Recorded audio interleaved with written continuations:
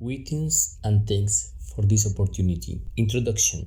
The polymath Ibn Taymīyah received great admiration and rejection among his medieval contemporaries, erected as a figure of the Muslim scholar even by his opponents. He has created fascination and controversy until today. This paper wonders if it is possible to use biographies as sources of the history of ideas, and if, in this case, they serve to determine the relationship between Islamic and Greek science. For this purpose, Arabic biographical texts from the 13th to 15th centuries are analyzed, and they reconstruct the figure of Ibn Taymīyah and make an epistemological proposal not yet explored in Western academia: medieval Islamic medievalism, the science and the Muslim scholar. Islamic science al-ulum al-shari'iyya are divided into fundamental and instrumental. The fundamental ones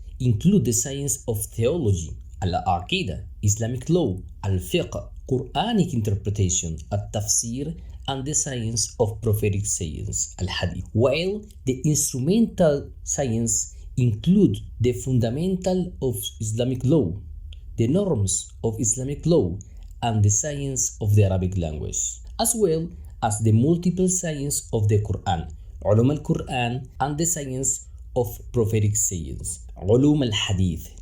The polymath Ibn Taymīyah wrote legal verdicts, fatawa, treatises, rasail, and books, kutub, in all these science and brought in other science inside medieval Islamic culture, such as astronomy, cosmology, cosmogony, sociology, biology, botany, eschatology, prophetology, chemistry, medicine, sports, tourism, mathematics, genealogies and lineage, traductology, psychology, history, epistemology, ethics, and spirituality. He also wrote books and reference works related to Greek culture, Judaism and Christianity, and about the science of the sects, al-firaq, heterodox theology, al-kalam, religions, al-adyan, philosophy, al-falsafa, al-logic, al-mantiq. Islamic science. The biographies of Ibn Taymīyah, written by his students, followers, and opponents, are a source of historical information on the relationship between the Islamic and Greek science, since from the first biographies, for example, Ahmad ibn Abd al-Hadi and the historian al-Dhahabi, they wrote about Ibn Taymīyah. He learned writing and arithmetic in Islamic basic school, devoted himself to science, memorized the Quran, began studies of the Islamic jurisprudence. He studied the Arabic language for a long time with his teacher Ibn Abd al-Qawi. He understood it and later on meditated the book of Sibawi of Arabic grammar until he understood it and excelled in grammar. He delved into Quranic interpretation completely until he mastered it and surpassed his predecessor. Likewise, he dominated the foundation of Islamic law among other science. All this without about 10 odd years. Thus, he dazzled the virtuous scholars by the superabundance of his intelligence, the torrential intellect, the potency of his memorization, and the speediness of his understanding. This biography presents the intellectual life of an extremely precocious Muslim scholar who follows a common Islamic education in his time. The case of Ibn Taymīyah has a particularity mentioned in several biographies, namely, and whenever he entered one of the science and their subjects, they opened to him and he knew them, surpassing the most specialists in them. According to Ibn Abd al-Hadi, he even surpassed the scholars of non-Islamic science, and he did not speak in any of the science, whether they were the Islamic science, ulum al-shari'ah, or the others, without surpassing their scholars and those who were enrolled in them. His fame in Islamic science came from Syria to Andalusia and North Africa, where the specialists in science and prophetic biographies Ibn Sa'id al-Mursalim wrote. In the Quranic interpretation, he carries his banner. If he has issued a fatwa in jurisprudence, he is the most knowledgeable of his purpose. If he is mentioned in the science of the prophetic science, he is the one who carries his knowledge and possesses the narratives. Or if Ibn Taymīyah is present in the polemics with the religions and sects, al-Milal wal-Nihan, you cannot find someone with such extensive knowledge that competes with him. According to the Syrian Andalusian historian Ibn al-Mirzali, it was said that he had more knowledge from the schools of Islamic law than his contemporaries who belonged to this school. While, according to Ibn Rajab, he also studied the rational arguments and knew the science of the heterodox theologians, al-Mutakallimun, refute them, reported their errors, and warned about them, showing a mastery in orthodox Islamic science and those science who came from non-Islamic cultures and religions. Non-Islamic science. Ibn Taymīyah's great knowledge of non-Islamic science is mentioned from the earliest biographies. According to Ibn Abd al-Hadi, in his knowledge, Ma'rifatuhu, of sects and religions, the fundamentals of Islam, and the heterodox theology, I don't know anyone who resembles him, to emphasize his superiority in them. Ibn Taymīyah's biographies reflect a competition between Islamic and non-Islamic science, as said by the historian al-Dhahabi, also known as an expert in prophetic science. Ibn Taymīyah stood up in all the science of Islam, ulum al-Islam. If heterodox theologians are mentioned, he is unequal among them. He lives in ruins the philosophers. He faces their science, reveals their secrets, and discovers their faults. Likewise, the historian al-Dhahabi, after mentioning the three essential Islamic science, indicates that Ibn Taymīyah studied the science of Islam and the science of the heterodox theology, among others, such as he researched inheritance science, calculus, algebra, heterodox theology, and philosophy, in which he surpassed their specialists and he refuted the most important of them, according to Ibn Rajab. So, in the medieval biographies, Ibn Taymīyah not only surpassed the Muslim scholars in the Islamic science, but also the experts of the external science to Islamic culture, in this case, the Greek ones. Likewise, the figure of Ibn Taymīyah is presented as the guardian of Islam against the people of innovation and patience, Ahlul Bidah wal Ahwa, following a divine order because, as his disciple Ibn al-Qayyim writes, Allah erected for his religion Shaykh al-Islam Abu Abbas Ibn Taymīyah, may Allah bless his soul, becoming the first line of theological and philosophical defense of Islam against the epistemological influences of the rationalistic science coming from the Greeks and found in the Muslim currents of thought such as al-Mutafalsafa, al-Batiniyah, al-Malahida, those who believe in the unity of existence, Wahdatul Wujud, al-Zahiriyya, al-Qadariyya, al-Nusayriyya, al-Jahmiyya, al-Hululiyya, al-Mu'attila, al-Mujassima, al-Mushabbiha, al-Rawandiyya, al-Kullabiyya, al-Salamiyya. According to his disciple Abu Hafs al-Bazar, all these theological, philosophical, and esoteric currents mentioned are related to Greek philosophy and logic.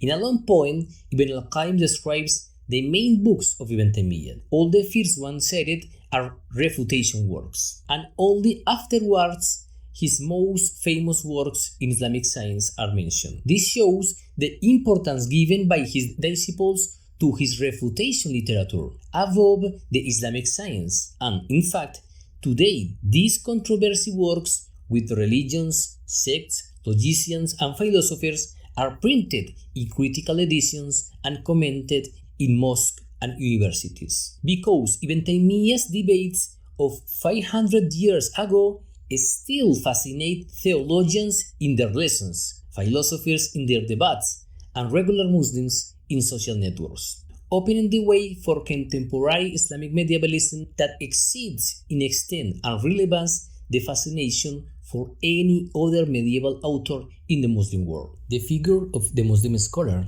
through this tense relationship between Islamic culture and the science external to it, presented in the medieval biographies of Ibn Taymīyah, a constant need is to show the superiority of the Muslim scholar who researched the methods, concepts, and beliefs of other religions and Muslim heterodox theological, philosophical, and spiritual currents to refuse them. Between Ibn Taymīyah's multiple titles are those related to Islamic science, such as the great scholar of Islam, Shaykh al-Islam, and the titles laqab related to non-Islamic science, such as the Mufti of the sects, Mufti al-Firaq, and the divisor of the sects, al-Fariq bayn al-Firaq, according to the historian and Quranic interpreter Ibn Kathir. Even the bigger enemies of Ibn Taymīyah praise his knowledge of the Islamic science, such as Sadruddin ibn al-Waqil, who, like Ibn Taymīyah, was known for his mastery in science as medicine, philosophy, and heterodox theology. Although his disciple Ibn Kathir writes that these three sciences come from the Greek culture and they are not Islamic knowledge. Ibn Taymīyah's work dedicated to Greek science, such as philosophy, logic, and their epistemological derivations, such as heterodox Islamic theology, are cited in one of his biographies. Some of them have critical editions, others are manuscripts to be edited, and some are still lost. For example, the refutation of the hypothesis from the one nothing comes but what is one, or the refutation of logic rule on the affirmation of prophecies by reason and transmission, and what is said about the monotheism of the philosophers according to Ibn Sina's system. Let's hear some conclusions towards an Islamic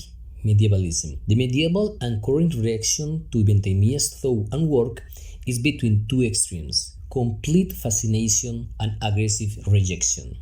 And few are the Muslims who, from the Middle Ages to the present day, have a balanced or intermediate relationship with this figure of a Muslim scholar. Although the case of Western non-Muslims in recent decades shows unimpressive care in academic research for a Muslim author, due to the use that different theological, political, and ideological movements have given to Ibn Taymīyah's texts outside his theological, historical, and social context. Linguistic analysis. When analyzing the biography's vocabulary that present the epistemic personality of Ibn Taymīyah, it is well noticed the use of verbs such as stood out, surpassed, dominated, dazzled, adverbs such as completely in reference to the Islamic and non-Islamic science, and adjectives such as superfluity, torrential, speediness to refer to his intellectual abilities, and the uses from nouns such as versed, carrier, knower, and expert to speak of his cognitive superiority, and expressions such as no one resembles him is used. He is unequal, there is no scholar like him. Furthermore, his epithets of the great scholar of Islam and the Mufti of the sects put him on both sides of the controversy between Islamic and Greek science, even though he didn't use such titles for him. Likewise, negative adjectives are presented for non-Islamic science, such as they are not knowledge.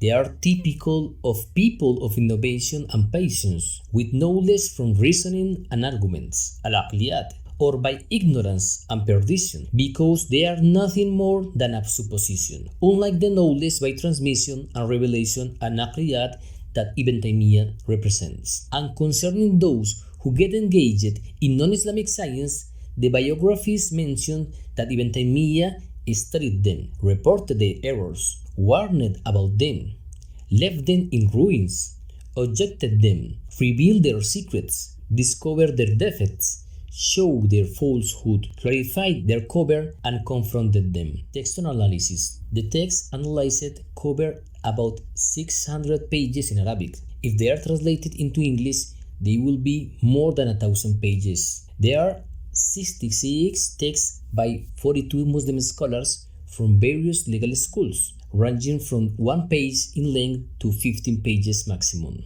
Some of them are poems, letters, and some relate historical events year by year. Others are texts about his writings or life. 17 of his students and disciples wrote biographies of Ibn Taymīyah. something that didn't happen with other medieval or modern Muslim scholars, and they constitute the most reliable historical accounts about him. Likewise, 10 of his contemporaries wrote about him without having known him in person. And there is something special. His biography was related in specialized biographical books, tabaqat, on scholars of Quranic interpretation, narrators of prophetic sayings, experts in Hanbali jurisprudence, and among general biographers. The 4 schools of Islamic law are represented in these biographical texts: 11 biographies of the Hanafi school, 7 of the Maliki, 18 of the Shafi'i, and 11 of the Hanbali. Historiographical analysis. The 5 historical sources of the biographies of Ibn Taymīyah are general biography books, biographies about him, his texts, books of his disciples, biographies of his followers and his enemies. Regardless of the historical format in which Ibn Taymīyah's biography is documented, there is a tendency to defend his position as a Muslim scholar par excellence. The science variety studied by Ibn Taymīyah in his compilation of legal verdicts exceeds far away the science mentioned by his medieval biographers. The quoted biographers are scholars from the Muslim East and West in Islamic science, biographers and historians who recognize the superiority of Shaykh al-Islam, either from their experience as disciples and students or as followers of his work, as well as the opponent Muslim scholars recognize such superiority or at least his dominance in the Islamic science. In summary, these medieval texts show the relationship between the Islamic science and the science of non-Islamic epistemological origin, and the importance of the Greek science such as philosophy and logic to understand Ibn Taymīyah's thought and works. Thank you a lot.